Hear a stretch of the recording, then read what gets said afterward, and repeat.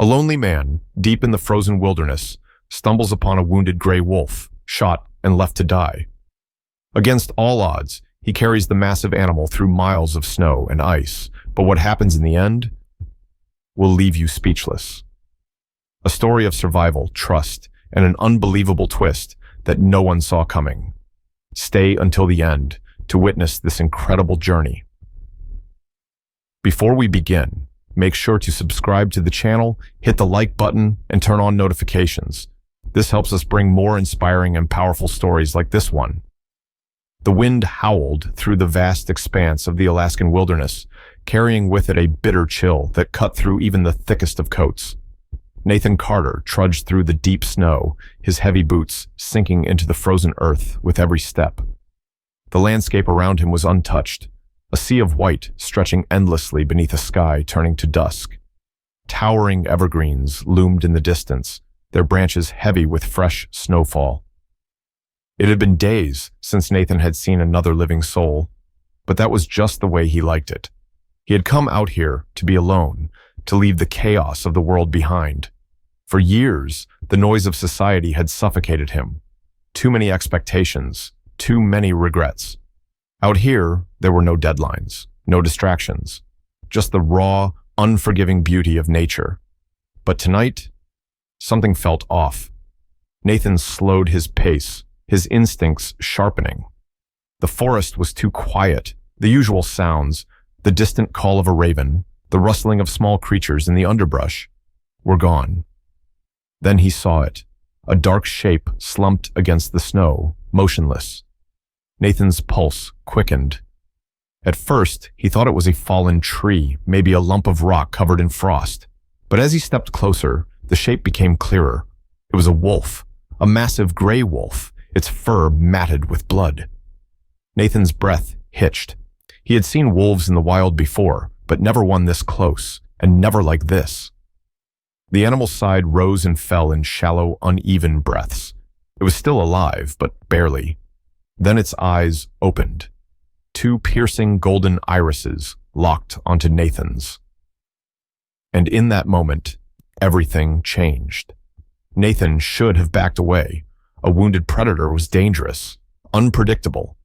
Even in its weakened state, the wolf could lash out, could sink its sharp teeth into his flesh in an instant.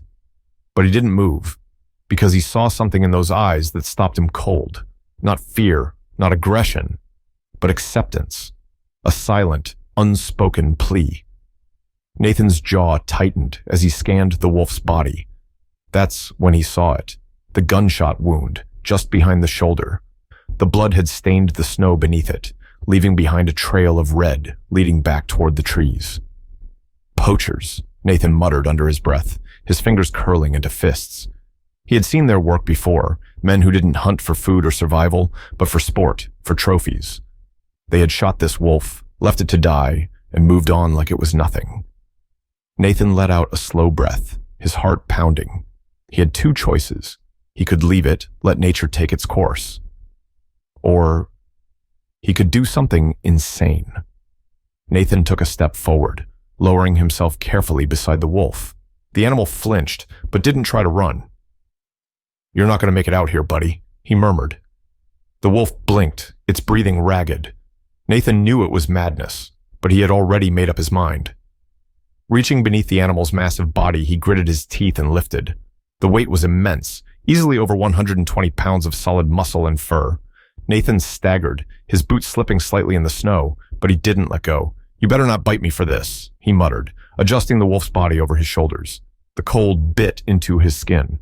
The wind howled louder, as if warning him to turn back. But Nathan pushed forward, step after grueling step, into the growing darkness. The cabin was miles away. The blizzard was closing in, and Nathan had just bet his life on saving a dying wolf. Nathan's boots sank deep into the snow with every step, his breath coming in sharp, visible bursts. The weight of the wounded wolf pressed heavily against his back, its massive body draped over his shoulders like a leaden burden. The cold was merciless. Each gust of wind cut through his coat, biting into his skin like tiny needles. Snowflakes clung to his beard, his eyelashes. His arms burned from the strain, but he kept moving. The cabin was at least 3 miles away. In good weather, he could cover that distance in less than an hour. But now, with the snow knee-deep and the storm rolling in, it felt impossible. Nathan adjusted his grip, feeling the wolf's shallow breaths against his neck. "You're heavier than you look, big guy," he muttered through gritted teeth. Ghost, because that's what he had decided to call him, didn't respond. He was barely clinging to consciousness, his body limp, his golden eyes flickering open, only for seconds at a time. Nathan gritted his teeth. He had spent years in these wild lands, surviving against the elements.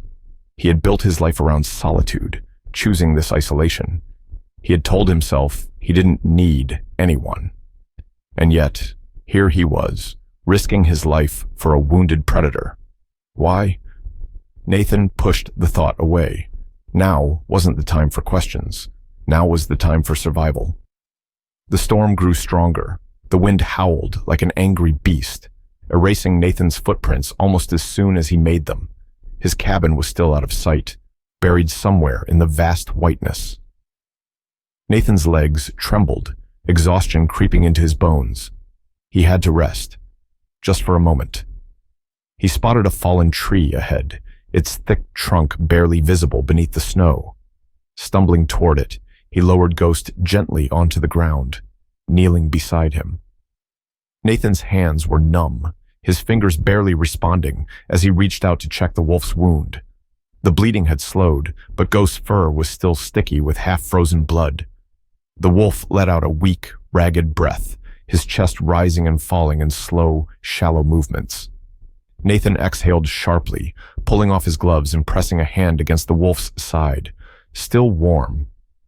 "You're still in this fight, buddy," he murmured. Ghost's ear twitched slightly, but he didn't open his eyes. Nathan glanced at the sky, his gut tightening. The sun was almost gone, swallowed by the darkening clouds. If they didn't reach the cabin soon, no, he wouldn't let that happen.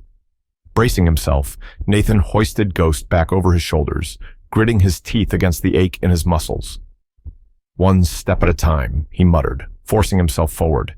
Every step was agony.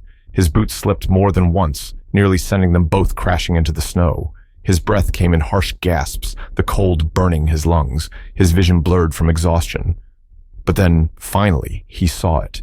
A flicker of light in the distance. The cabin. Nathan's chest tightened in relief, but he didn't slow down. Not yet. Through sheer will, he stumbled up the steps of his porch, kicked the door open, and staggered inside. The warmth hit him instantly, but he barely noticed.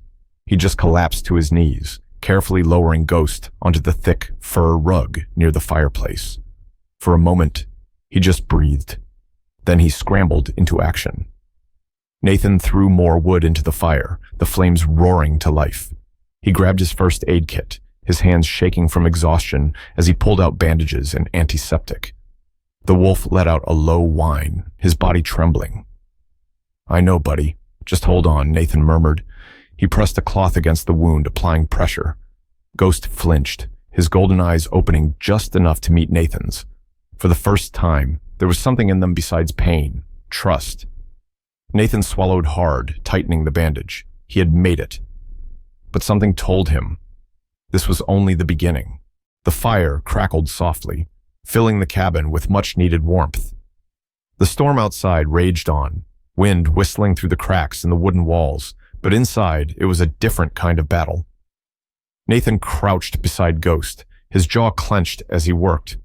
The wolf's breathing was slow, too shallow, his body trembling from shock and blood loss. Nathan's hands were still numb from the cold, but he forced them to move. He had patched up wounded animals before, but never a wild wolf, and never under these conditions. "You better be a fighter, big guy," he muttered, carefully pressing a clean cloth against the wound. Ghost let out a low, pained growl, but didn't snap at him. That was a good sign. Nathan pulled out a bottle of antiseptic. This part was going to hurt. "All right, this is going to sting, but I figure you'd rather be pissed at me than dead." Ghost's ear twitched, but he remained still. Nathan took a deep breath and poured the antiseptic over the wound. The wolf's body jerked, a deep rumbling snarl escaping his throat. His muscles tensed, his claws digging slightly into the fur rug, but he didn't attack. Nathan froze, keeping his hands steady on the bandage. Golden eyes met his. The raw, primal wildness was there, the instinct to fight, to survive. But beneath it, Nathan saw something else. Recognition. Ghost wasn't just enduring this, he was letting him help. Nathan exhaled slowly. Good boy. The words left his mouth before he even thought about them. Ghost didn't react, just closed his eyes, his body relaxing slightly. Nathan worked quickly, wrapping the wound as tightly as he could without restricting the movement. When he was done, he sat back, rubbing a hand down his face. Ghost was still alive. That was step one. But there was another problem. Nathan's supplies were limited. His food stock was enough for one person. But now, he had a massive, injured predator under his roof. He looked toward the small cabinet near the kitchen, mentally calculating what he had left. You're gonna need meat, real meat, and I don't have much. Ghost let out a deep exhale, his ears flicking, but he didn't move. Nathan pushed himself up, stretching his aching legs. His muscles burned from carrying the wolf for miles through the snow, but there was no time to rest. He grabbed the last of the venison jerky from the cabinet, breaking it into pieces. Carefully, he placed one near Ghost's nose. The wolf's nose twitched. For a long moment, Nathan thought he wouldn't eat, that his instincts wouldn't allow him to take food from a human. Then, slowly, Ghost opened his jaws and took the piece into his mouth. Nathan let out a breath he didn't know he was holding. That's it. You eat. You heal. He sat back, watching as the wolf chewed slowly, carefully, as if testing whether or not to trust the food. Outside, the wind howled, rattling the wooden walls. Nathan glanced toward the rifle near the door, his guts still uneasy. The poachers who shot Ghost had left him for dead, but something about this didn't sit right. Nathan had spent years in these woods. He knew hunters. He knew the way they worked. They always finished the job. Which meant whoever had shot Ghost might not be done yet. Nathan's grip tightened around his knife. I don't know who's out there, but if they come back, they're gonna have a problem. His eyes flickered back to Ghost, who had finished the food and was now watching him closely. It was strange. Nathan had never felt connected to another living thing before. He had lived his life alone, surviving on his own terms. But tonight, something was different.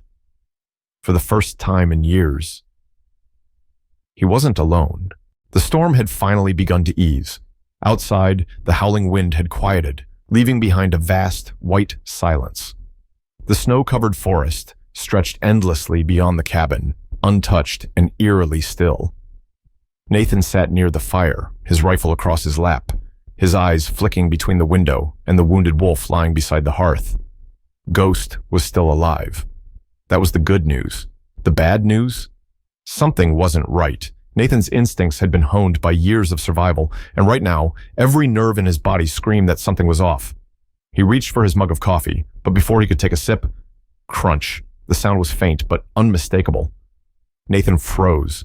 Footsteps. His heartbeat hammered in his ears. Slowly, he set down the mug and stood, his fingers tightening around the rifle's grip. Ghost let out a low rumble, his ears twitching, even in his weakened state. Nathan moved to the window, careful not to disturb the curtain too much. Then, he saw it. A dark figure, partially obscured by the trees, standing, watching. Nathan's grip on the rifle tightened. Son of a bitch. Whoever it was, they hadn't left. Nathan had spent enough time in these woods to know when someone was just passing through, and this wasn't it. This person had come for something. Or someone. His jaw clenched. I know you're out there, he called, stepping toward the door. You lost? No answer. The figure stood motionless, the snow still falling in soft, drifting flakes around them. Nathan's stomach tightened. He wasn't the kind to shoot first, but he wasn't about to let some stranger walk right up to his home in the middle of nowhere without answers. He reached for the door handle, and then the figure moved, slowly, deliberately, turning and disappearing into the trees. Nathan exhaled sharply, his mind racing.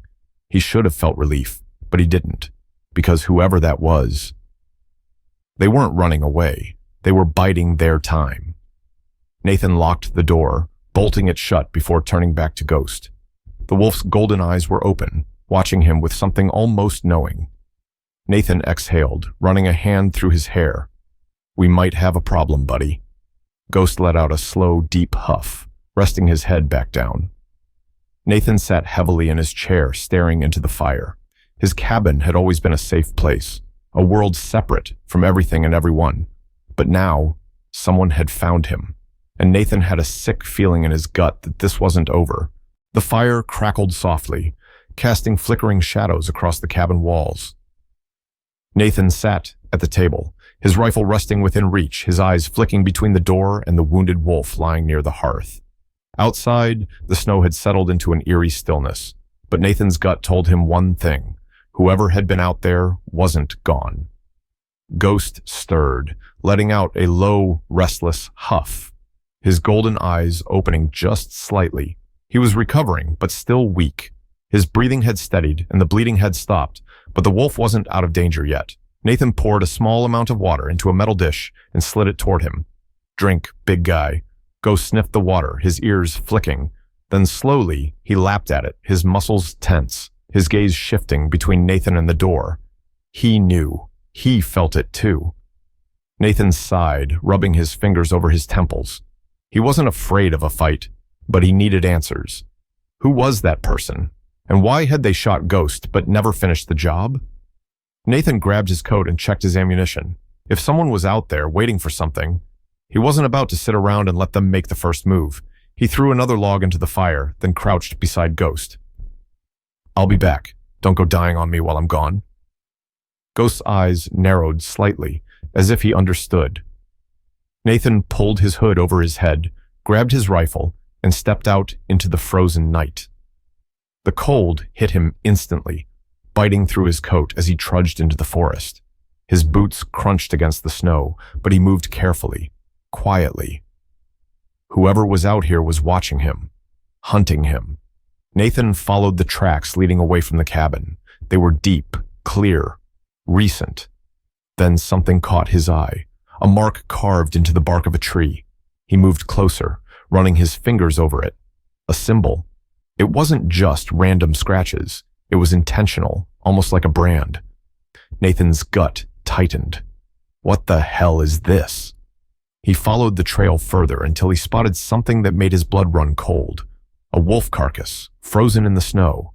But this wasn't just a dead animal. The body had been skinned, the fur removed with surgical precision, a bullet hole in its skull. Nathan's stomach churned. This wasn't hunting. This was execution. He turned sharply, scanning the darkness between the trees. The hairs on the back of his neck stood on end. "Come on out," he growled, gripping his rifle. Silence. Then a voice. "You should have let that one die, Carter." Nathan's blood froze. He knew that voice. It came from the shadows, from behind a tree just beyond his sight. Nathan raised his rifle. "Show yourself." A low chuckle. Then a man stepped forward. Tall, wrapped in a thick hunting jacket, a rifle slung over his shoulder. His cold blue eyes locked onto Nathan's, amusement flickering beneath them. Nathan's jaw clenched. "Logan." Logan smirked, tilting his head slightly. "You always did have a thing for lost causes." Nathan's pulse pounded. He hadn't seen Logan in years, and that had been on purpose. But now he was here, and that meant trouble. "Walk away, Logan," Nathan warned. Logan chuckled again, shaking his head. "Not this time. That wolf, he's marked, and you just made yourself part of the hunt." Nathan's grip tightened on his rifle. Now he understood. This wasn't about hunting for sport. This was something bigger. Ghost wasn't just a random target. He had been chosen, marked for something much worse than death, and now, so was Nathan.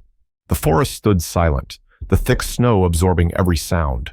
Nathan's pulse pounded in his ears, his fingers tight around his rifle. Across from him, Logan smirked, his rifle slung lazily over his shoulder, as if this was nothing more than a game. But Nathan knew better. This wasn't just about the wolf. This was about control. Nathan had walked away from men like Logan years ago, men who didn't just hunt, but took pleasure in killing, improving their dominance over the wild. Now, Logan was here, standing in the middle of Nathan's world, acting like he owned it, and he wanted Ghost dead. "He's not yours to kill," Nathan said, his voice even, controlled. Logan laughed, shaking his head. "You still don't get it, do you?" he said, stepping forward. "That wolf, he's been marked. We don't just hunt them, Carter. We wipe them out. We finish what nature won't." Nathan's jaw tightened. "Why? What the hell do you gain from this?" Logan's eyes gleamed in the moonlight, his smirk fading. "Control," he said simply.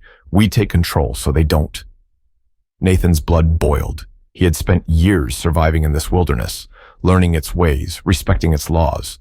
Wolves weren't the enemy, but men like Logan, they were. Nathan took a slow breath.